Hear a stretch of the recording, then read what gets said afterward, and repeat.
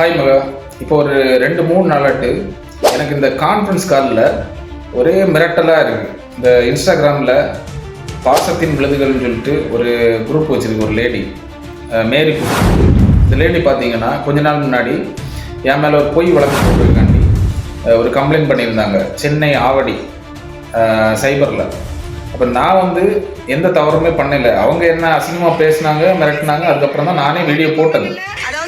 இப்போ நான் ஊருக்கு வந்ததும் நானும் என்னுடைய நாகர்கோவில் சைபர் கிரைமில் நம்ம எஸ்பி சாரை பார்த்து கம்ப்ளைண்ட் பண்ணியிருக்கேன். என் மேலே இந்த மாதிரி ஒரு பொய் வழக்கு போடுறாங்க, முயற்சி பண்ணுறாங்க அப்படின்னு நானும் கம்ப்ளைண்ட் பண்ணியிருக்கேன். இந்த லேடியும் கம்ப்ளைண்ட் பண்ணியிருக்காங்க.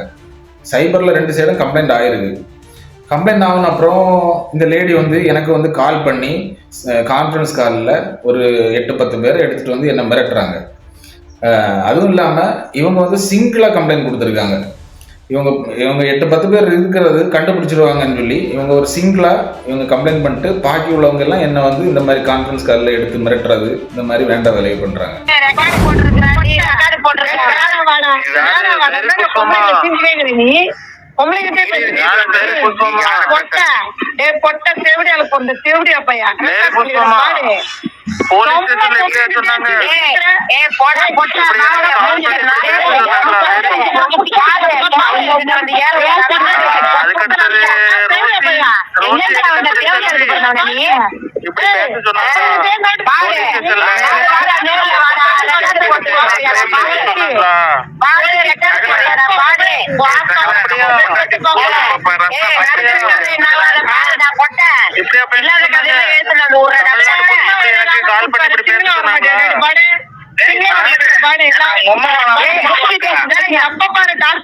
பொம்மைகளுக்கு எத்தனை சண்டை வச்சிருக்கிறேன்.